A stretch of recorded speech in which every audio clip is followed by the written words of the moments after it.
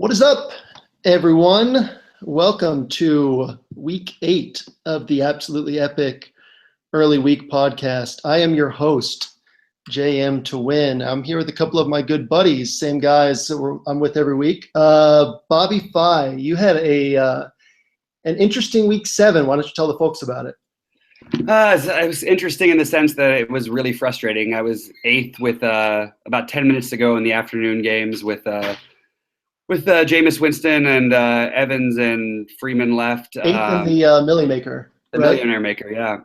And it was looking pretty good. I had more time remaining than anybody in the top 250, and somehow just nothing happened after that. Unfortunately, San Francisco couldn't keep pace, so I ended up getting nothing else out of the passing attack from Tampa Bay. And Freeman, for some reason, Atlanta decided to throw the ball in every possession in regulation up by 3, trying to run out the clock instead of giving it to Freeman. Of course, Matt Ryan threw a pick, and that probably cost them, but it cost me a lot more. If Freeman broke off one big run, I had a real chance, and it ended up being a disappointing, profitable, but very, very, very disappointing weekend. Yeah, you said before the show we were talking, you said that you finished in like the top 25 3 times per season in the Millie Maker. Just last season, but yes.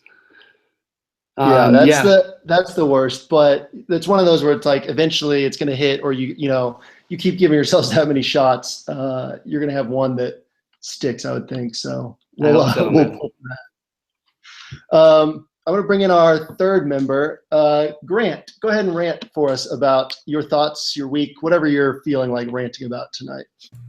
Well, the first thing I have to rant about, which you guys have probably experienced this before, I love to dance. I really just love to dance. And I was at a wedding this week, and we went out dancing Friday and then danced at the wedding. I don't know if it's that I'm getting old or fat or out of shape, but I actually had to go into the bathroom 3 separate times, take off my shirt, and wring out the sweat because I was literally drenched and people were slipping off of me. So I don't really understand how someone who plays a professional sport is less sweaty than a 27-year-old man just dancing barely at all and drinking for 3 hours. But yeah, my weekend wasn't too bad. It was 3 weeks in a row now. I put up around 200s in my cash games, and my GPPs, all of them are outscored by my cash games. So you should jump ship and become a single lineup guy like me.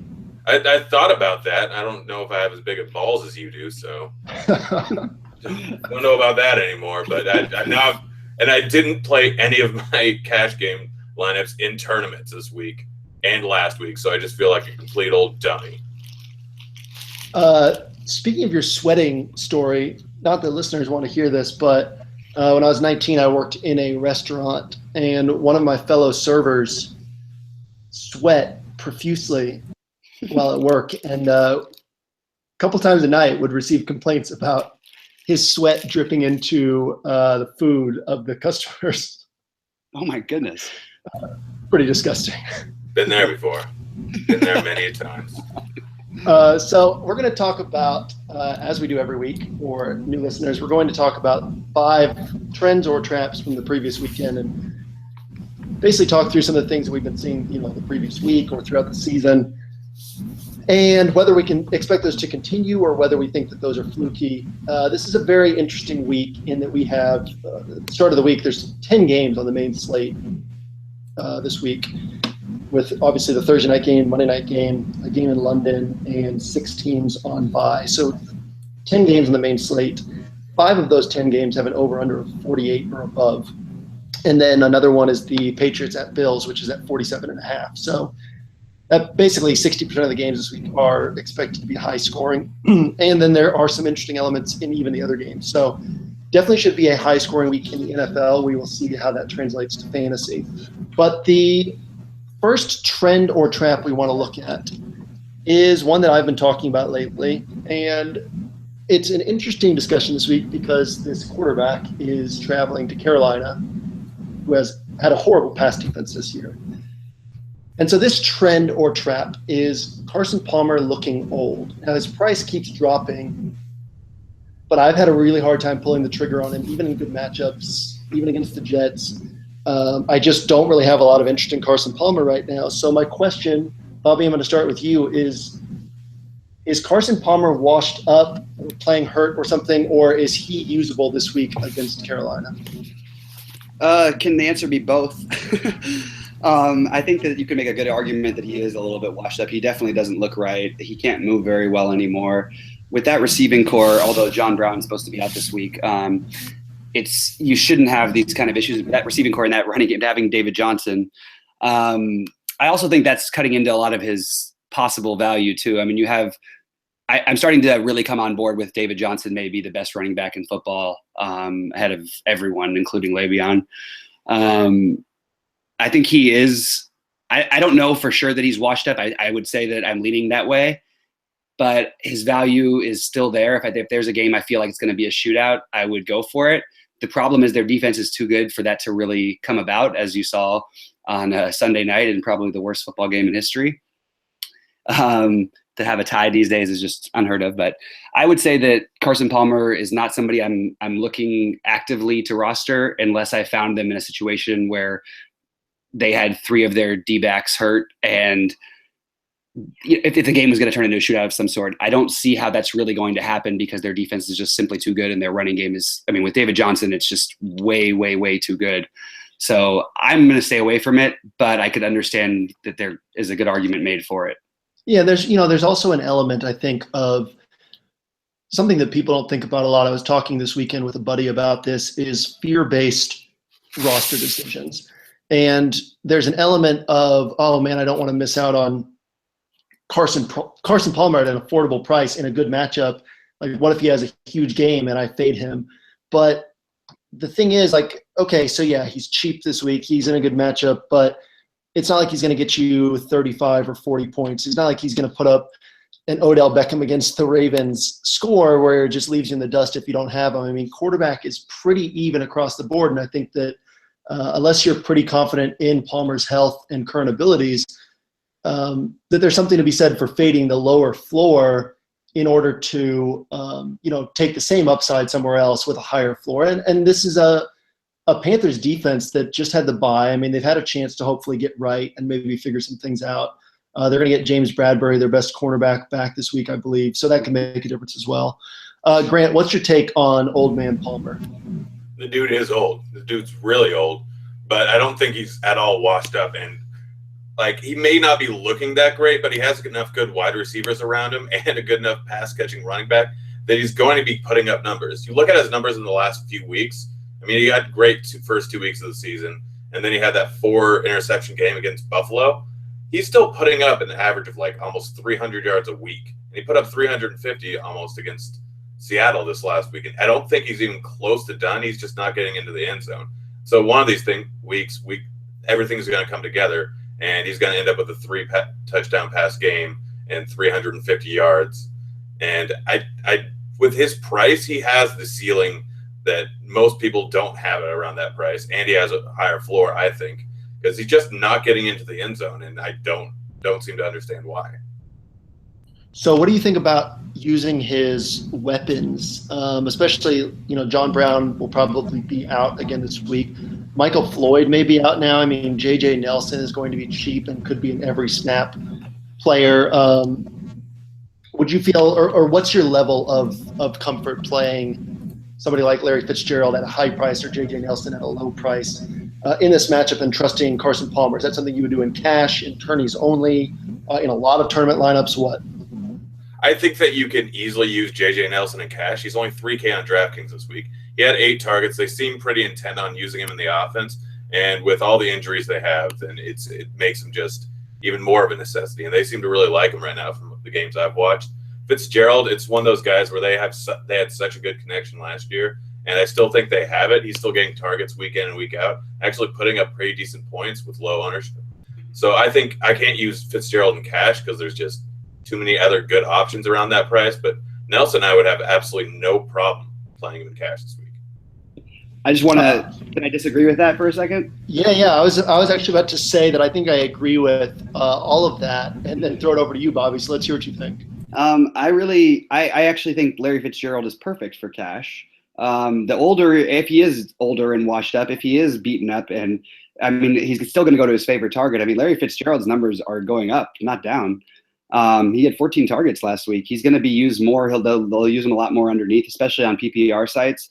I think this is a better spot for him. I do love the JJ Nelson idea too. I think that both of them are very playable in cash. I don't even think it's that unheard of if it wasn't a crazy week like this week is going to be, to put both of them in the same lineup in a cash game lineup. There are so many weapons. Nelson's that guy's got a lot of skills. This is a very talented receiving core. And I really, really, really think that Fitzgerald is one of the best cash game players every week going forward.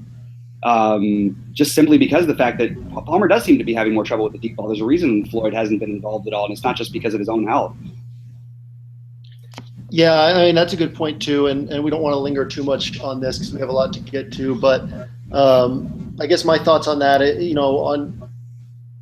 Grant's basically saying that with Brandon Marshall and T.Y. Hilton and Mike Evans all in the same price, that Fitzgerald might not have the same upside as those guys because of the yardage ceiling that he's shown. With all these underneath routes, he's basically an 80-yard max guy. But as you pointed out, Bobby, tons of targets, good matchup. If Palmer can't throw deep, he'll keep throwing underneath, and the touchdown upside is there because Fitzgerald gets so much red zone usage. So I think there's definitely an interesting case to be made on both sides and something for listeners to keep paying attention to throughout the week. The next thing we want to talk about, and Grant, I'm going to throw it to you first on this one, is the Chiefs' pass defense. So we talked a couple weeks ago about teams that play a lot of man coverage and how they can be beaten by good receivers. In my opinion, the Chiefs' pass defense hasn't been anything worth fearing ever since they lost Sean Smith, who somewhat humorously is on the worst pass defense in football now in Oakland. But Marcus Peters just gets ridiculous interception numbers because he's a gambler. He's a playmaker. He goes after the ball, but he also gets beat sometimes because of that. And Philip Gaines on the other side is not a very good cornerback. So I have been picking on the Chiefs pass defense all season. And this week they traveled to Indianapolis to take on Andrew Luck and T.Y. Hilton. With that said, a lot of people are still afraid of picking on the Chiefs pass defense. They should get Justin Houston back this week in the pass rush. So, Grant, what is your thoughts on the Chiefs pass defense, on picking on them with Andrew Luck this week? Or is that a spot that you would prefer to fade? I mean, I'm fine with picking on him with Andrew Luck. I mean, Andrew Luck's always throwing the ball week in and week out, and he's actually been one of the more consistent guys this year, surprisingly enough, at least from what I remember. But you look at their schedule. I mean, who have they played this year? Rivers in the first week when he had Keenan Allen and Woodhead in there. Then Houston and New York, which absolutely just got dismantled by this defense. And then Pittsburgh, Oakland, and New Orleans, which are three of the best quarterbacks in the league. Granted, New Orleans was in Kansas City and Breeze is bad on the road. But still, it's one of those things where you have to look at who they've actually played against and think about it that way. I mean, Justin Houston, if he's back in the game, then you look at his stats Kansas City's stats without Houston in the lineup over the past 3 years. I think that their defense is significantly worse without him. But it's one of those things you look at who they played, and I'm fine with picking on him, but I don't think that you should be overly zealous about it.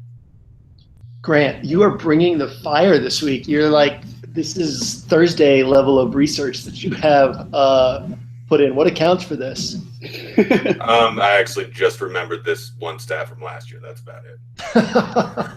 Bobby, what's your thought on the Chiefs pass defense and your level of interest in Andrew Luck and T.Y. Hilton this week? I'm impressed by Grant's research as well.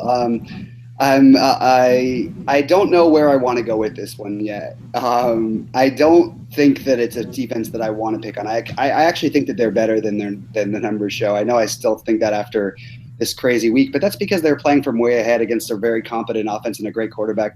The one thing I don't trust is, I mean, if you look at what Brandon Cooks, take the number one receiver last week. He had 9 targets. He had 7 receptions for 58 yards, I believe, and a touchdown. That's decent. And the way the game played out, he would have had double those numbers against an average defense in New Orleans. I don't think that their defense is nearly as bad as they've shown. I understand all the points you're making, but I sort of am I put them in the middle ground. I'm not going to go crazy and try and pick on them, but I will look for certain spots to take probably number 2 and 3 receivers against them in certain spots where I feel like the Chiefs will be playing from ahead, which I think will happen fairly often. I think the Chiefs overall as a team are much better than they've shown so far, and they'll continue winning. So what about this week? Andrew Luck is actually priced down for some reason on DraftKings. And T.Y. Hilton, I mean, everybody else in that offense is hurt. T.Y. Hilton's seeing a ridiculous number of targets. Yeah. He always has better games at Lucas Oil Stadium. Any interest there this week? I mean, I know it's early in the week, but what are your thoughts there? There's no way I'm going to fade it entirely. Absolutely no reason to. But it's, I don't know. It's Andrew Luck. I texted you guys earlier. I really am starting to wonder why we don't just play him every week at this point. The way that their defense is pretty bad. Their team is not very good. Andrew Luck is capable of going. He has the highest ceiling, and honestly, I think he has as high a floor as anyone most of the time these days. Even with everybody banged up, I think Doyle, by the way, is a legit player. This is not a joke at tight end. That's probably more the area I'd be looking to go in this spot.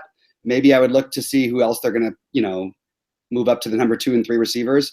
I'm not crazy about taking number 1 against really what I consider to be very smart head coaches that are good at taking the best opposing player out of the game. And I do still think that about Andy Reid. Maybe I'm old school, but I have a hard time just letting that go. So I probably am not as interested in T.Y. as I normally am. He's normally one of my favorite players to target, but it's usually because he's low owned. This week, I think he'll be over owned. So I'm more interested in Luck and pairing him with somebody else than I would be with Hilton. So as to your point about Luck's floor, outside of his game against Denver, which we can throw out, his worst game of the season was 18.2 fantasy points. Then he had an 18.7 against Jacksonville when he had to travel across the pond to England, which is obviously tough to do. And then he's been 24 or higher every other game. 2 points, 2 games of over 30, 2 games in the 24 to 25 range. So he's definitely shown a much higher floor than most people are to acknowledge. And part of that's, the rushing. He has, 4, 5, 7, and 5 rushing attempts in his last 4 games. He's an athletic guy. He can get you anywhere from 2 to 5 or 6 extra points with his legs, which also makes a difference. Grant, any final thoughts before we move on to our next one? Yeah, first, I think Luck actually has about the same 40 time as Newton. It's somewhere really, really close to that. And you're crazy, Bobby. How can you not play? It doesn't matter who Hilton's playing. He's still going to get 13 targets every single week, and he's still going to end up with 20 points. He's the best play on the board every single week right now until he gets up into the Julio Jones price range. I didn't say I wouldn't play him. I said I'm not going to target him. I said I'd be crazy not to use him in some tournaments, but because everybody's going to be all over him as a GPP player mostly, it would be foolish for me to target him exclusively, especially when I respect the head coach on the other side being able to shut down the best player on the other team, which obviously other than Luck is T.Y. Hilton. Like I said, I think you'll see more balls to Doyle. That's more the area I'm looking at, and I want to see who really emerges and who they start talking about as the week progresses as the legit 2 and 3 receivers, because they are pretty banged up. And I understand the argument for Hilton. I'm just not saying, why am I going to take a guy who's 30% owned when I can find a bunch of other receivers on a week like this week that are going to be 5% owned that I feel like have a higher upside or the same upside. Maybe not a higher upside. Maybe they have a lower floor, but I'm a GPP player. I'm going to take shots where people aren't. I'm not going to go for the 25 to 35% owned guys. Have you ever played Julio or Antonio Brown? He's always 30% owned. Boom, roasted. Slow your roll in the roasted, because I did play Antonio Brown this last week, and he was, I think, 6% owned. And that was a mistake, unfortunately. I mean, it wasn't a horrible mistake. He was fine, but he didn't put up the massive game that, you're hoping that you might hit with him every now and then. So I do play those players when I feel like it's the perfect spot. I don't feel like this is the perfect spot. I understand targets are important, and I really think they are. That's the most important thing I look at. This is a different situation because of what I said. I think you have a legitimately decent defense, not as bad as they've shown, and a receiver who's going to be overdrafted, and a terrific head coach who's great at shutting down the opposing team's number ones, in my opinion. This is actually a good time to it was a pretty sloppy start, which is on me because I'm supposed to be running this podcast and keeping it sharp. But we forgot to get to our punishment from last week. So since you guys are having a back and forth, and since Grant lost our bold call challenge last week, which he had Case Keenum, I had Kaepernick, and Bobby had Phillip Rivers for point per dollar rankings. So Grant lost, and Bobby has come up with the tweet. Bobby, you might not have the exact wording, but what does the punishment tweet for Grant this week entail? There is one true president, not only, or something along the lines of, not only is she the future president and leader of the world, she's the woman I want in my bed every night and I want to wake up to every morning. Hashtag love Hillary forever. Something along those lines. I'll figure out the exact wording. I like them short. So this will be good. So yeah, listeners, keep an eye out for that. For any new listeners, we have a bold call challenge at the end of the show. Each of us makes a bold call for the week. Loser has to tweet out something embarrassing to podcasters choosing, and the loser is not allowed to explain the tweet or respond to responses in any way. So look for Grant's tweet on Tuesday. That'll be a good one. The third and fourth trends, I'm going to kind of bundle these two in together because they're in the same game, and hopefully we can keep this discussion to, 12 minutes or so, but definitely one of the most interesting spots on the week. And that is the first trend I want to talk about is Russell Wilson not rushing the ball at all. Obviously, we know his legs are banged up. He's on pace for does anybody know what it is? It's something like 100 rushing yards on the season or something. Yeah, it's what he used to get every day. So that, and obviously the Seahawks are traveling to New Orleans this week to take on the Saints. So we talk about the Superdome we talk about two things. One, the Steelers offense being the Coors Field of football, and the Superdome being the Coors Field of football. So, Bobby, I'm going to start with you. Basically, some quick thoughts on this game in New Orleans. One, do you think that Russ has the upside that we saw last year? Or are his injuries just hurting him too much? And two, can we really rely on this being a shootout in New Orleans with Seattle's defense in play? It's an interesting question because I love this game. Seattle they are exploitable in very weird spots, and this is one of those spots. The reason they're exploitable is because that New Orleans offense is out of control at home. I trust Drew Brees more than I trust any player in the NFL at home. And I think that there is no way they're going to just completely shut them down. Even if they do shut them down, he's still going to throw for 300-plus yards. And I don't know exactly where it's all going to go yet, but I love every part of this game, and I'll have shares of everyone in this game. I think Russell Wilson, even if he is it's weird. It's weird watching him. He does look like a totally different player. But at the same time, it doesn't really matter against New Orleans. Everybody looks like a superhero, especially in the Dome.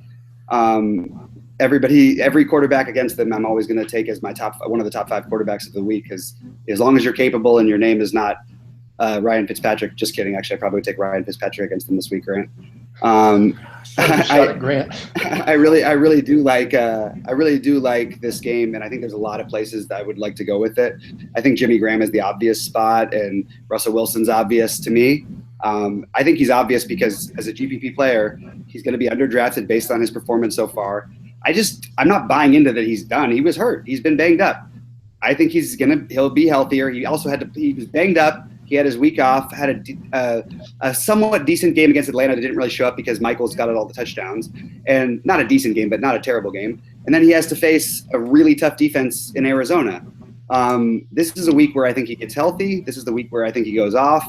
At the same time, I'm absolutely in love with a lot of the receivers. I probably won't take Brees directly, but I think there are going to be receivers who are going to be able to eat into that Seattle defense. And I actually think Fleener is one of the best plays of the week at tight end. So on this note, one thing we saw last year against Seattle was teams that had a plethora of quality targets were able to do damage. So that basically it wouldn't be the number one guy who did damage, and a lot of times wouldn't even be the number two guy. But, once you got – if there was a team that had three viable options, 49 or not the 49ers, the Steelers, the Cardinals, both had good games against – I think it was Wheaton who went off against Seattle last year, if I remember correctly. That's right. And John Brown, back when Michael Floyd was the legit number two on that team. And so definitely the Saints profile as the type of team that could have somebody just go off for a huge game against Seattle. Grant, what are your thoughts on Russell Wilson in general and this week and in this game in general? I have so many thoughts. The first one is, if you had random noise of the week being a door opened, you win. It was not a train. Secondly, so one of the most interesting facts so far this year is Russell Wilson is last in the league in terms of bringing value to his team with his legs. He actually has 0 rushing yards on 13 attempts in the last 3 games. And that's just something that's just not sustainable for him. I mean, again, he's probably not healthy still, but he's on his way back. Secondly, yeah, you're right. Any team that has multiple weapons can actually tear apart Seattle, especially if they have a great offense like those two last year. And fun fact, after they played Arizona last year, he went from having 1 game of multiple touchdowns to having 7 straight after playing the Cardinals last year. And this is a team where every single year they completely turn things around at some point in the season. You just want to be on there when it actually happens. So when you're going to have them up against a terrible, terrible defense in a situation where people aren't going to use them a lot because they just saw a game with like 13 field goal attempts in it and no offense put up, he's going to put up big numbers at some point very soon. And I think that this is the week where they turn it around. So on that, I was actually thinking about that a little bit ago. That last year in an article that I wrote around this point in the season, I said something about Russell Wilson and an article I'd written the previous year in 2014 when I, talked about Russell Wilson as the top quarterback play. And what I said in this article last year was, I can't imagine a scenario that led to me thinking Russell Wilson was the top quarterback play. Which he, that time that I wrote that up in 2014, he was the top play on the weekend. But then, to this point in the season last year, it was like, really, Russell Wilson? Because he just had a string of really disappointing games to start the year last year.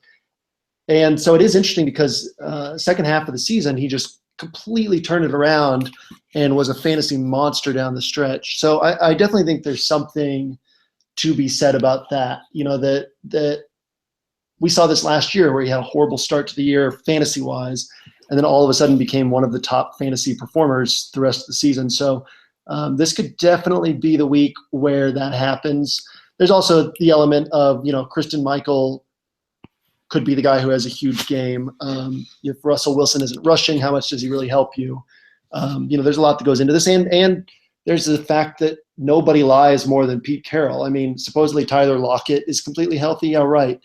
Supposedly Russell Wilson's completely healthy. Thomas Rawls was completely healthy a few weeks ago. It's kind of ridiculous. But yeah, Bobby, any thoughts off of what Grant was saying? Yeah, I want to make one really obvious point that should be out there. There's how I look at quarterbacks for DFS purposes. I want value, or I want someone who's going to go completely. You want someone who's going to go completely off, or you want someone who can run for touchdowns, run for yardage, and throw for a decent number of yardage as well. Russell Wilson won me more money than anybody else in football last year because people were for some reason off of him. Some of it was even in the playoffs. I think I won the 1K that week against Carolina strictly because I had Wilson. I think he ran for 100 yards and threw for 380 or something like that. When you have quarterbacks that can run, that's the real difference maker. I'm going to have a very hard time fading him until I really believe that there's really, really something wrong. And I don't believe that yet. That's pretty much where I stand on him. Do you give any credence to the theory that I'm just now coming up with on my own right now about new wife or girlfriend, particularly celebrity wife or girlfriend, screwing up a player's game? Because Aaron Rodgers, ever since he got, I don't even know if he's married to her, and it's Olivia something. Olivia Munn. There you go. Ever since he got married to her, or started dating or whatever. He's been awful, and now Russell Wilson with Ciara. Let's get into some like deep football analysis. You think anything there? I think there is something to that actually in general. I don't think this is the case. Russell Wilson is not your average typical guy. First of all, I wouldn't be all that surprised if we found out that relationship was a little bit of a sham or for the media. I don't really buy into that. I don't buy into the Aaron Rodgers one either. It's kind of odd to me that it came out after months of him being rumored as gay that all of a sudden he's dating Olivia Munn. I don't know how much I buy into that. Whatever was going on with Aaron Rodgers, first of all, I want to make it clear that he was the number 2 quarterback last week, I think, for fantasy purposes. So he may be struggling, but at least he found a little something last week. But yes, overall, he has been much worse. I think there really is something, though, overall, when you get into a serious relationship of some sort or you're getting out of one, it definitely affects you. I just don't know to read into it whether celebrities actually affect it. Like some guy might have broken up with his totally unfamous girlfriend, and that might be affecting Ryan Fitzpatrick's play, for example, Grant. Something's affecting his play. Yeah, you know who had a mind of steel was Tom Brady in 2006 when he and his girlfriend had broken up, and then he was dating Giselle like a week later, which meant that he was surely cheating on his girlfriend with Giselle. And then it came out that his ex-girlfriend found out she was pregnant. And then that was like on his way to the AFC Championship game that year, and he kept playing like the best quarterback in football. So, do you really mean mind of steel then? Are you sure mind is the word you want to use before you say it's steel? Something's made of steel. We're going to move on now to the final trend or trap. And I am going to obviously let Grant take this one first. The Browns' pass defense has played 7 games. They've allowed 275 or more passing yards in 6 of those games. The only one that they did not was to Kirk Cousins, where he threw 3 touchdown passes. They've allowed 2 or 3 touchdown passes in every game. And this week we get the ultimate test of quarterbacks being usable against the Browns defense because Geno Smith is injured and Ryan Fitzpatrick is the starting quarterback of the Jets again. So, Grant, Ryan Fitzpatrick's weapons on the road against Cleveland, how much interest do you have? This is going to be the highest scoring game of the week. I'll get into this more in a little bit. You'll see why. So this is without you knowing who the quarterback of the Browns is going to be, right?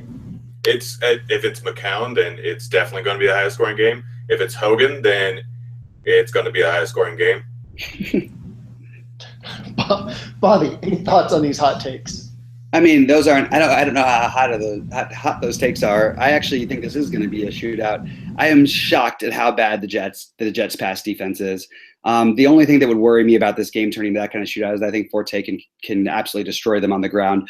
We all saw what my lovely pick, who I talked about last week, Jeremy Hill, did on 9 carries against the Cleveland defense. This is a team that you can beat any which way you want to, or you can score on any which way you want to. The only thing is they actually have a few.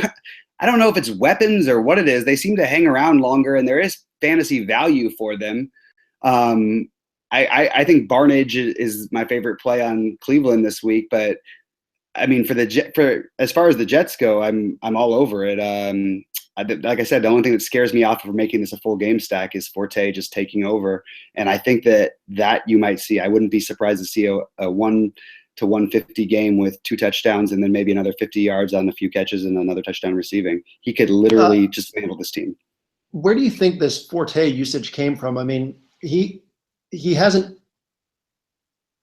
had any usage for weeks, and all of a sudden he's like out there getting, the same number of carries he had the first 2 weeks of the year. What's your thoughts on that? All game flow to me, pretty much. It's situational. I mean, he had the 3 touchdown game. I'm trying to remember which week that was.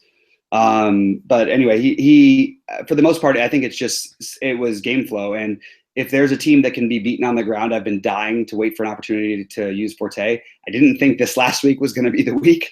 I thought this was going to be the week, but I think this is going to go in the right direction for him. I think this he's one of my favorite plays of the week for cash or for tournaments right now. I think more people will get on him for tournaments. I'll probably have to look other places, but I don't think that usage is going to go anywhere. I think the Jets know they need to. They're a great run D, and they're great running. They want to be a great running offense. They have a horrible pass defense. I'm shocked at how bad they are. And obviously, as we know, how many struggles they've had through their passing game. Ryan Fitzpatrick, Grant. I just want to say that Forte is the one place I'm sure I'm into in this game, but there's so many places you could attack. I mean, I love Brandon Marshall. I love all these guys. I'm going to have them all dabbled and sprinkled throughout my lineups, but I don't think I'm going full game stack simply for the fact that I don't trust anybody on Cleveland in the passing game other than maybe Barnage, and I don't know if they can keep up. So with Cleveland cycling through quarterbacks like crazy this year, they scored 10 points. Again, I pulled this up in the NFL Edge last week when writing up the Bengals-Browns game because I thought it was pretty interesting that the Browns scored only 10 points against Philadelphia. That's Philadelphia, whatever. They scored 20 against Baltimore, 24 against Miami, 20 against Washington, 26 against Tennessee. They scored 17 against Cincinnati this last week. Outside of their games against New England and Philadelphia, I mean, they've been putting up points and kind of keeping up in games. So I do think that people just kind of had this thought that the Browns offense is atrocious and, A, completely unusable, and B, that teams are just going to blow them out. But the Browns have been, to one extent or another, in most of their games this year, which definitely, lends some value to the offenses. My big concern is obviously usage for Forte and, talent for Ryan Fitzpatrick with how bad he has looked this year. We should be able to bank on 12 or more targets for Brandon Marshall, but then the question is whether those are truly usable targets. So we're going to actually use that to transition to Love at First Sight, where we're each going to look at the game that stands out to us at the start of the week. And naturally, I'm going to throw it over to Grant first because he should have a story for us, and I imagine this is also where his additional thoughts on this game are coming. So this one's a long one that I'm going to turn to short. I had an hour-long flight from Oakland to L.A., hit the lottery for the first time ever. Oh gosh, Bobby, you're Bobby. There we go. Sorry, guys. An hour-long flight, hit the lottery. What just happened? Bobby, I'm not sure, unplugged his head. I'm apologizing. I'm in Canada right now. I've got it's not a perfect connection. So there we go. All right, Grant. There we go. So in any case, had perfect scenario, not a crying baby, an attractive woman, completely full flight, hour long. We do some real high school stuff really loudly for the entire hour-long flight in the seats, and everyone immediately hates us. End up landing, the lights come on, and her shirt's unbuttoned, so everyone hates me still. And then we disembark the plane. I'm supposed to give her a ride home because my brother's coming to pick me up. She goes in the bathroom. She's like, "Watch my luggage." And I said, "Okay." I call my brother who's coming to pick me up. Get on the phone with him. I'm like, "Hey, sorry, got a little minx as a passenger." He's like, "Really?" I'm like, "Yeah, I kind of regret this already." He's like, "Oh, run." So I ran away and never saw her again, except for she does live. She apparently found out she was the neighbor of one of my coworkers. But the moral of the story is know when to run away to what could be a terrible situation. And that is not the Jets this weekend. This is going to be an absolute beautiful matchup. If Josh McCown comes back, he was throwing 40 passes a game last year when he was playing. He has offensive weapons. Coleman's set to come back this weekend. And the Jets' run D is actually good, where their pass D is one of the worst things in the world. McCown's going to throw all over the place. Coleman's going to get 2 touchdowns. Duke Johnson's going to get 6 receptions out of the backfield. Ryan Fitzpatrick is going to go off with several touchdowns. He still has offensive weapons, and he has a run game that can keep people off his back, going against an absolutely atrocious pass defense. He can shred people apart. People forget that. He's played against really good run defenses or really good pass defenses most of this season, and it's going to turn around one of these times. Plus, on top of that, every time that Geno Smith gets terribly injured and Fitzpatrick takes over, he ends up doing great. Small sample size of 1 time, but it's there.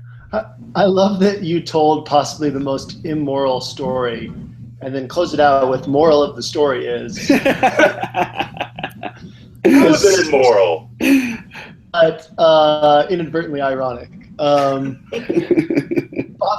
thoughts? Any further thoughts on that game, and then take us through the game that you're looking at this week? Yeah, I love that game. I think we went through it a little bit before. The only thing that scares me from a full game stack is Forte. I still think Fitzpatrick is a great play, and Marshall's going to get peppered with targets, but I don't know that he will as much. I mean, Geno Smith actually targeted him way more often when in his brief little few moments on the field in the last couple years. I actually think Geno Smith would have been a better guy to target him than Fitzpatrick would be. I think Enunwa is becoming a thing. And I think they have some talent at wide receiver, and this is an awful pass defense. So none of the wide receivers going off would surprise me. Like I said, I'm going to sprinkle a little bit of each of them as of this moment. I mean, it's still early, but my favorite play in that game is Forte.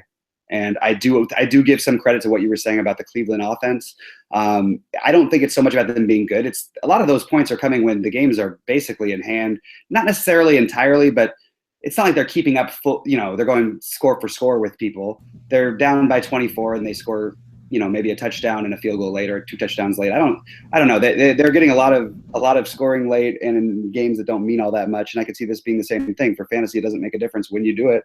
And I think that, I'm just having trouble figuring out who I want to really target there. I don't want to target Pryor. I do really want to target Barnidge. That's the only guy on their team I actually feel comfortable using. Yeah, if McCown plays, then Barnidge is one of his favorite targets. And in the short time that he was playing with Coleman, he was one of his favorite targets. That could be a thing. Coleman that could happen. I could see Coleman being a play. I just have to wait to see how the week plays out to see exactly how he is. All right. So, and then Bobby, what game are you looking at that's really standing out to you early in the week? It's a tough one because there's so many terrific games. I felt like I really like the Seattle-New Orleans game as a sleeper game. I feel like people will be off of it. But like we said these days, chalk is winning with a few little tweaks, and I don't know that I necessarily want to deviate from that. So the game that I'm looking to stack that's the most obvious one is probably Green Bay Atlanta. What scares me the most about that is Green Bay's pass defense, I think, is a little better than people think. Actually, their overall defense is pretty solid. I think Atlanta's still a good team, and at home, it's very hard for me to see how this game is. I mean, honestly, how this game is not going to reach 55 points. There's way too many weapons. There's way too many people who can't get covered. We all remember Julio Jones. What was his game? What did he have? 270 against them? Was it last year or the year before? Yeah, the year before that. I think we talked about that a couple weeks ago too, because you and I were both both on that day at like 2%, 3% ownership. Yeah, that was one of the Millionaire Maker runs. So I guess that it was 2 times last year and 1 time the year before. But yeah, I think that that's a terrific game to target. It's so obvious. But the only thing is that Aaron Rodgers is going to be where everybody goes. The thing is, the figuring out the Green Bay receivers is next to impossible because of how good Aaron Rodgers is, in my opinion. Even with all of his struggles recently, his ability to go through reads and actually find his 3rd and 4th targets is unparalleled. There's nobody even close in all of football, even while he's struggling. What he's struggling with is his precision. He's not struggling with his reads. So I don't know who to target for Green Bay. Like I said, so maybe you sprinkle them in if you're playing a lot of GPPs. For Atlanta, I'm going to be all over Julio, Matt Ryan. Like I said, I think Green Bay's pass defense is a little better than people think of their overall defense. This is Atlanta at home. There's nobody who's going to really scare me off of them. The one thing I do say is I think this is a time to stay away from the running backs for once. I'm usually a big fan of the Atlanta running backs, but I don't think this is the week you want to go there. So that brings up actually a number of points. One, I'm glad you brought up this game because Ty Montgomery, his price went up, but not enough. Mike McCarthy said, I believe today, that Montgomery is, quote, a running back or their running back or something. I mean, he's going to still get another back snaps potentially and another, 8 to 10 carries and 10 targets out of the backfield. He's been moved over to running back now on FanDuel. He's obviously more valuable receiver. So he's still listed as a wide receiver for now on DraftKings.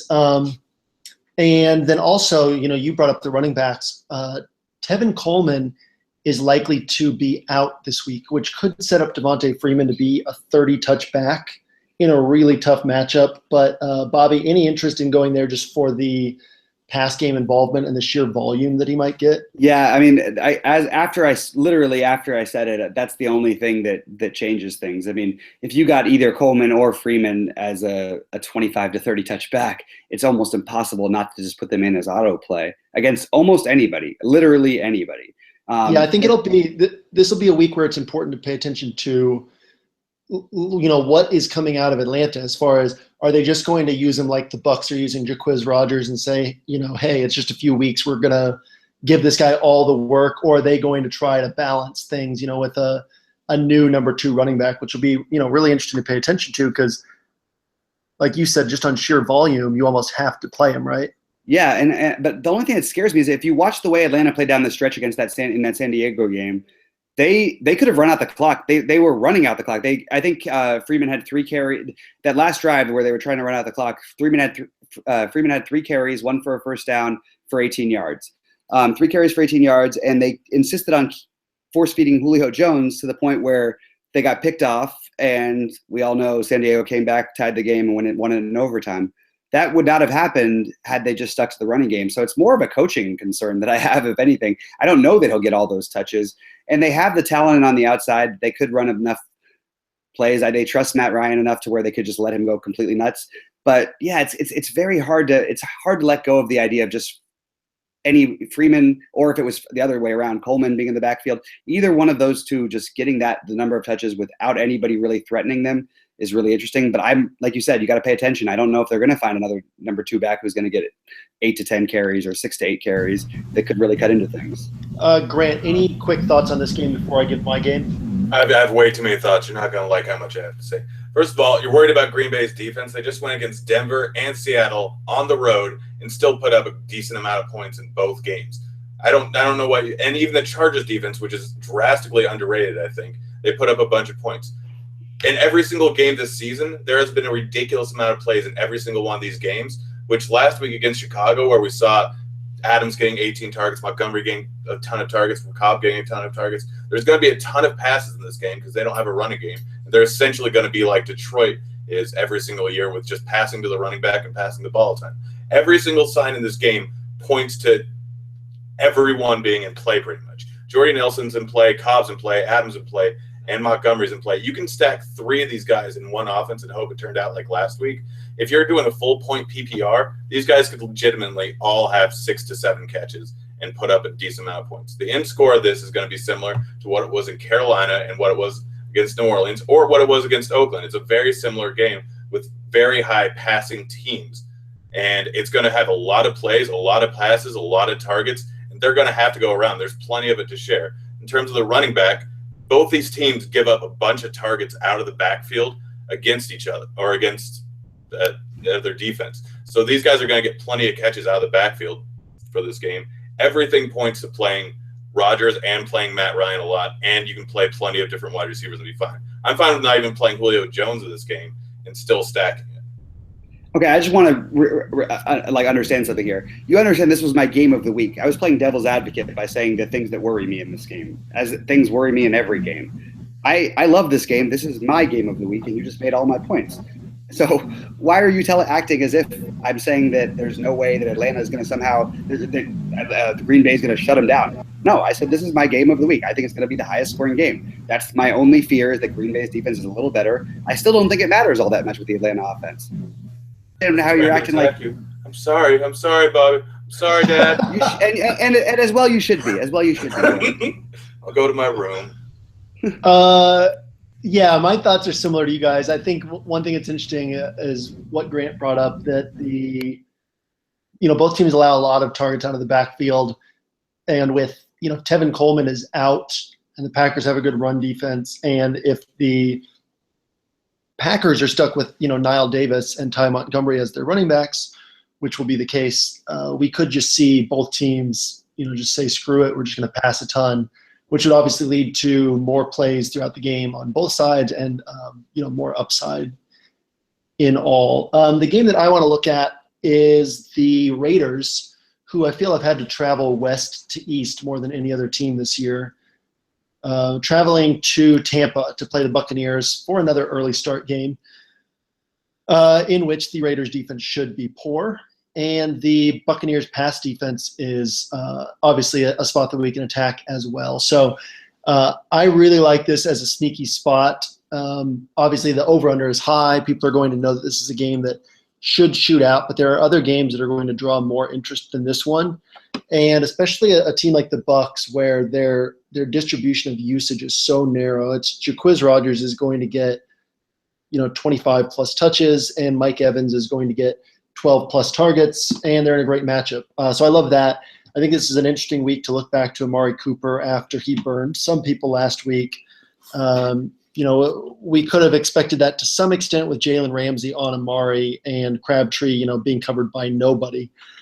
This is the sort of week where things could swing back to Amari because he really is the number one guy in this offense. So those are my thoughts on this game. I definitely think it's a top game to target. Avoid the Raiders' backfield because it's so unpredictable. But, in the past game, there's basically two guys on the Raiders who get the looks. There's one guy on the Bucs who gets the looks, and I like both sides of this game. Bobby, any quick thoughts on this game? I love this game. If I didn't pick the Green Bay Atlanta game, this is the game I would have gone for. I totally agree with almost everything you said. I'm not in love with Jacquizz this week. Maybe it's ownership that's keeping me off of the idea of him. I actually think the Raiders' the run defense is better than they've shown just from the eye test. I've watched a lot of Raider games. Their pass defense is not. I think that's where I'm looking to attack this game. I love Jameis. I don't think they have anybody who can cover Evans. But I actually think you could even look at other spots in the passing game. I don't know for sure that I want to go Humphreys yet, but I think that you could look at Brate right now. I think that both sides of the ball are interesting. I actually think that you could, again, if you're playing a bunch of lineups, you can pick different spots in the Raiders running game. You could throw Murray into one. Actually, I would probably not go much past Murray. So, but I love Cooper. I absolutely love Cooper this week. He's one of my favorite plays. I think that this is one of those games that could easily end up 38-31, 42-35. There's a lot of offense that could happen in this game. The only thing that scares me a tiny bit, something always does, is that the idea that the Raiders defense might be better than what it's looked like. It's hard to know against Jacksonville because it's Jacksonville. And they just watching them play is actually painful. Somehow they stay in games, which actually means their defense is better than we all think it is too. Well, I guess we all understand that now, but I think the Raiders are a little better than most people think on defense, and that's the one part that worries me. I also think that Tampa Bay is much better. Specifically, Jameis is much better than everybody gives him credit for. Like, not just a little bit better, much, much better. The one spot I really like against the Raiders usually is the tight end. So maybe Brate's the way to go rather than Evans, who everybody's going to be all over. That's about it. Yeah, there's definitely a ton to like in this game that should be pretty high scoring. Grant, any quick thoughts on this game? Yeah, Humphreys and Seth Roberts are going to be two of the three highest scoring wide receivers in this game. Just saying that right now. Can you reserve that for your bold call as well? I'm not going that bold. I sent enough tweets already, apparently. But yeah, this is going to be a really high-scoring game. I don't like Carr as much as I do Winston nearly as much. I think that it's going to be high-scoring. Oakland's defense is not good. Tampa Bay's defense is not good. Jameis Winston, I believe, is a bit better at home so far this season. I mean, he put up 400 yards against the Rams. It was only a 2-game sample size. But yeah, it's going to be high-scoring. You can play Brate, you can play Humphreys, you can play Roberts. You can, if you don't want to play Cooper or Crabtree, which are going to garnish all the ownership. And yeah, I'll get to Roberts when we get to bargain bin. But yeah, it's a great game. We mentioned the three games that I love more than any other games this week by a wide margin. So real quick before we move on to Money Matters, Jameis has only played 2 games at home. He had a huge game against the Rams and a bad game against Denver, which everybody does. But an interesting note on that, Grant, since you brought it up, is that the Bucs. I mean, maybe they can compete this year, but that's not really their goal. Their goal is to continue developing for the future. And Dirk Cutter is wanting them to run this up-tempo, no-huddle offense. But they came into the year with the plan of running it primarily at home, where the crowd is quieter and it's easier for Jameis to do it. So we have a small sample size with only 2 home games, but yeah, we should actually see more plays for the Bucs at home than on the road, just because this is what they're wanting to test out, and this is a great defense to test it out against. So that leads us into Money Matters, where we're going to look at the lower priced guys at each position who are standing out to us. And it brings us to quarterback, where Jameis Winston is under 6K. I mean, there are a lot of quarterbacks. It's interesting because all quarterbacks are kind of priced down. Aaron Rodgers and Tom Brady are way up there, but like Andrew Luck is only 6,800. So you don't save that much by going under 6K. But with that said, I mean, Carson Palmer is 6K. Carr is 5,900. Jameis is 5,700. I guess there's really zero need to go to Brock Osweiler against Detroit. I mean, Detroit's pass defense is so bad that I just want to use quarterbacks against them. But when, Jameis is 300 more than Brock Osweiler in an equally good matchup, there's no need to go there. But Osweiler at least needs to be mentioned because even if he's sub-replacement level, a sub-replacement level quarterback can do well against the Detroit defense. That's basically everybody, but Grant, any quick thoughts on those guys or anybody else that I somehow overlooked? Josh McCown, did we not mention him already? Or Hogan, the two highest scoring quarterbacks of the week, whichever one plays. But Winston, and there's a lot of guys. There's a lot of great places to go all over the place this week. There's high over-unders everywhere, so there's way too many reliable options at quarterback, and ownership's going to be really spread out all the way through. But Rivers is one of the guys that I think you can play him against Denver, and that's just some crazy person. But if you do that, you pair him with a tight end.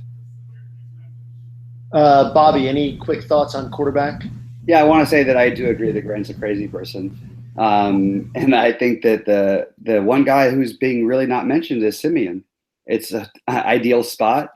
San Diego, Denver play tight every single game. I mean, San Diego's already beaten them this year. It doesn't always matter. I mean, even when San Diego is 3-13, they play each other tough. These in-division games are always like this. It's like Oakland playing San Diego, same type of deal. San Diego plays everybody close. They force you to put up points. I like Simeon in the passing game, but I really like the quarterback you mentioned too. I think the number one play would be Winston under 6K. And Andrew Luck is a terrific play. It's only 6,800. It's not even that much more. And the one guy who I know is not going to be drafted by anybody for some crazy reason is the guy who might win the MVP this year if somehow this bizarre San Diego of the East team keeps winning, is Matt Stafford. Houston's defense is not what it was. Don't let anybody fool you. Without J.J. Watt, it's completely different. You can tell every time you watch them play, they don't look right. Tonight they got beaten in the running game. We know Detroit's not going to beat them in the running game. I expect that to be an accidental shootout. So I think Stafford's another quarterback I'd like to look at and with his receivers as well, but he's only 6,400. Yeah, I think that's a really interesting call. Running back, I'm just going to mention a few guys because I am, as most listeners know, a huge sucker for volume. Most weeks I basically want the cheapest running backs from whom I feel we can get good volume. So I generally have fewer cheap guys that I like than you guys do because you guys are willing to take some shots on low volume guys for some upside. But the only guys I'm really seeing under 5K at running back are Devontae Booker. If he's going to keep up this workload split with CJ Anderson, he could get 12 to 15 carries again against San Diego.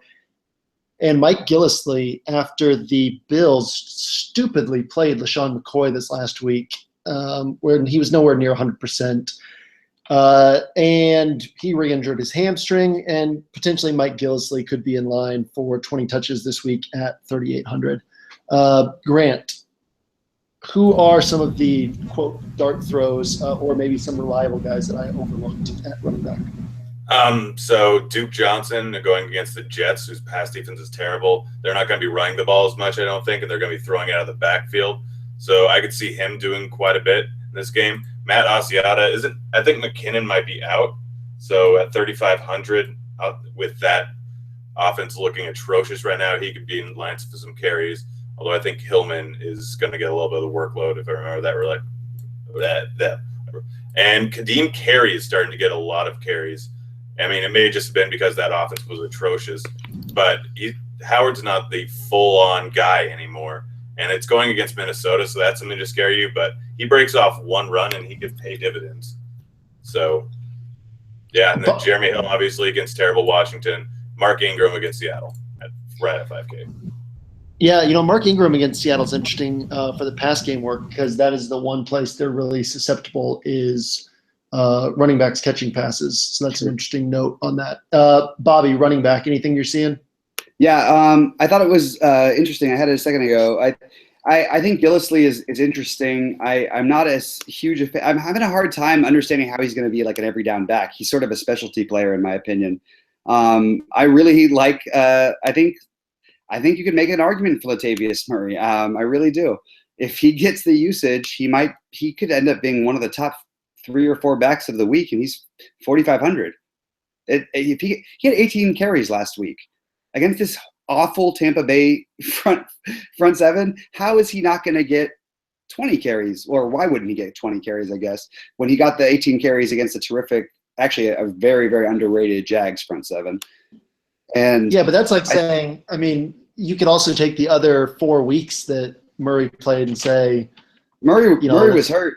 Murray was, yeah, you're right. Murray was hurt though. He was hurt for the last 2 weeks that he played, and then he had the final injury that actually kept him out the week or the 2 weeks. But no, you're right. I'm talking about you're finding guys under 5K. So to me, it's not a dart throw. It's a dart throw from like 3 feet away. Yeah, that's a good. I mean, he's going to get at least 12 to 14 carries, and then if you're lucky, he gets. Why will he get less carries than he got last week? Because football's fluid. I mean, it changes week to week. That's like exactly. Matt Forte had 30. Right, but I agree. But would you agree that in week 2? You can't say, why isn't he getting 30 touches in week 3? He got like 12 in week 3. Like it changes week to week. The Raiders have been splitting workload all season. No, I totally agree. But if you didn't look at if you looked at just who they were playing and you saw the Raiders were playing Jacksonville, the Raiders were playing Tampa Bay, who is Lat Murray going to get more carries against?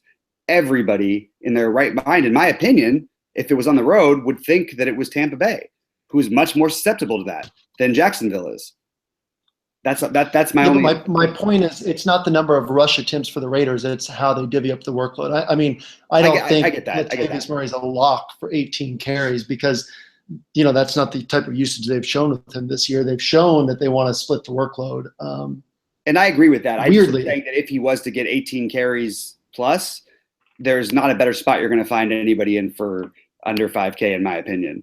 Other than, I mean, you have the outside shot with Gillislee, who could actually just break a couple big plays and make you look like a genius, but that's what it'll be. The one guy who nobody will talk about that is actually a really, really sneaky, he will be a 0.2% owned player, if that, but he's actually a really solid play, in my opinion, for tournaments, is Reggie Bush.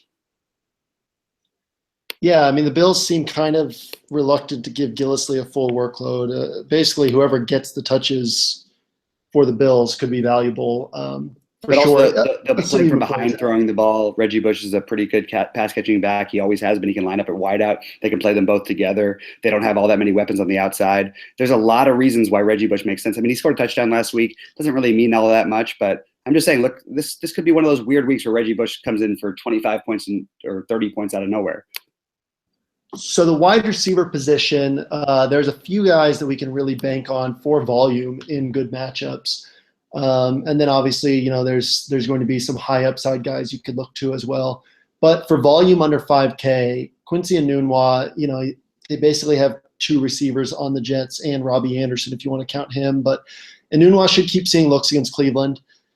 Devontae Adams he had a massive number of looks last week, 16 targets, but he has a game with 3 targets, a game with 2, but he also has another with 7, another with 7, another with 8. So we can expect some looks for him. Anquan Bolden doesn't have a ton of upside, but he's getting looks. If Michael Floyd is healthy against Carolina, he could be interesting. If Robert Woods comes back, somebody on the Bills has to catch passes, Woods or Marquise Goodwin. And Bobby, you talked earlier about if we can figure out who will actually see targets on the Colts. Chester Rogers is supposed to be the number 2 guy right now. He only had 3 targets last week, 4 the week before. But, if he starts seeing looks all of a sudden, he could be a huge play. And then lastly, there's 2 of the 3 wide receivers on the Seahawks are priced under 4K, Tyler Lockett and Jermaine Kearse. I know neither of them is a guy we really want to rely on, but in a game in New Orleans, to be able to get guys under 4K is pretty sweet. So, Bobby, any other thoughts on the wide receiver position? Yeah, I really agree with everything you said. I think Humphreys is a really interesting play this week at 3K. I'm actually shocked that he's only 3K. He's a guy who could actually bust through for a big game at any point. He's going to be incredibly streaky. It's a great GPP play. Jermaine Kearse is a GPP play. And I know I've said this probably too many times. I totally agree about Rodgers, but I think Nelson Aguilar is going to have a giant game once this year. So I'm going to put him in my lineups because he's going to be 0.2% owned every week. So I'm going to keep doing that as long as I can, at least in some of my lineups. Obviously not going to stack him everywhere, but I love that play. I'm curious about this Floyd situation in Carolina, and I think that could be a spot. A guy who's a tiny bit over who could have a big game is Travis Benjamin. Obviously, if you're playing cash, play Devontae Adams. I don't think it's a great spot to go in tournaments, as I feel he'll be over-owned. But then again, I've also been the guy preaching that ownership is not something we should look at as much, and going chalk and finding a few outliers is the way to go to win tournaments so far this year. I don't know, though. I just have a hard time believing that last week was anything more than an aberration. And I do love Enunwa. And I think Tyrell Williams is one guy who will go completely underdrafted. And I have a very hard time seeing him with the game flow of that game, San Diego at Denver, that he's not going to get 18 fantasy points on DraftKings. He is that to me is his floor in this kind of game. He's become their number one receiver. 18 points for him as your bold call. Yeah, let's do that. That's fine with me. All right, I like that. I'll come up with a wide receiver as well. A cheap wide receiver. He had 3 plays called back. He would have had 40 fantasy points last week. He's a killer. Yeah, but it's against Denver. I'll come up with a cheap guy that I think will outscore Tyrell. Okay. Grant, any thoughts on the wide receiver position? Absolutely love Tyrell. I'm glad you mentioned him, Bobby. But you guys just didn't mention a lot of ones I really like.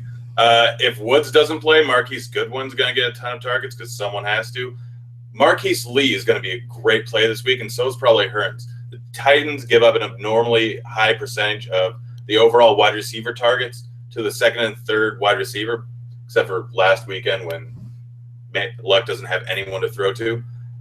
J.J. Nelson, like I said, 3K. Humphreys and Seth Roberts are all going to get a lot of targets. Humphreys didn't the last few weeks, but it's going to turn around eventually, I believe. But Nelson and Roberts are both getting like a bunch of targets every single week, and their prices have not gone up. And so is Marquise Lee lately. So people aren't playing them really at all, and they're only 3. You could have 3. There's 3K wide receivers that have a chance for 15 points easy, and no one's really going to be on them, I don't think, and that's crazy to me. So, yeah, those guys are all great plays. You can play any of them in cash, I think. Can I throw one thing out there with this? I appreciate that you agreed with me on that one thing, Grant, but I'm really confused. If we're going to include Thursday games, obviously Marquise Lee is the best receiver under 5K. I just want to make that absolutely clear. There is nobody in a better spot for 3,300 on DraftKings on a Thursday night game than Marquise Lee. But it's a Thursday night game. Mostly, I only look at the Sunday games when we're doing this show. I'm all about Marquise Lee. If we want to talk about Thursday through Sunday games, there is nobody better for their price than Marquise Lee. Well, I just figured since it was a Monday show, womp womp. You just love to go off the board, bro. You like to go contrary on everything. I don't even know where the board's at, bro. Tight end, obviously there's value every week. So I say we just throw out one guy.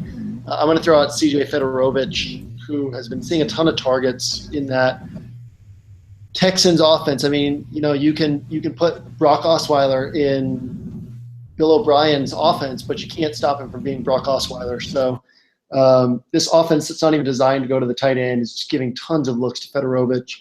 And the Lions are awful at stopping tight ends. So I think that's an interesting spot to look this week. Bobby, one tight end for you. Cameron Brate. Grant, one tight end for you. Antonio Gates. He has 10 red zone targets this year. They want to give him the record. He's dropped a lot of passes, which has kept his numbers down. Everyone's going to be all over Hunter Henry because of what he's done lately. And I think that 2,700 is a big Gates week against the defense that doesn't do great against the tight end, does great against everything else.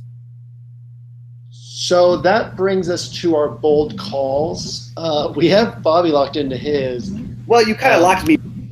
Well, yeah, I mean, before I you was ready to make said you said 18 points against. I said I would be Denver. surprised if Tyrell Williams doesn't have 18 fantasy points, and I still stand by Yeah. that. So I'm happy. You can lock me in at that. Well, I mean, okay, so there's that, and then you know, if Grant and I can each take a wide receiver, then we can do point per dollar. Or at least I'll take a wide receiver, and Grant, you can take a player, and we'll do point per dollar on them. So I'm going to take. But no Marquise Lee, because if I'm doing point per That's fine, dollar, I'm that's not fine, including that's fine, Thursday, that's Monday. fine. Okay. I can go bold and go. Jermaine Kearse has a better point per dollar game than Tyrell Williams. I like that play. I like that pick. So Kearse has only been getting 4 to 5 targets per game, but against New Orleans, I feel pretty comfortable that he can outscore Tyrell Williams against Denver in a point per dollar sense. Grant, you have a wide receiver or somebody at a different position that you want to put up point per dollar against these guys? I mean, I just mentioned a bunch of them, so I'll go with Seth Roberts, who's going to probably outscore Tyrell Williams with 37 points, but we're going point per dollar. So that's fine.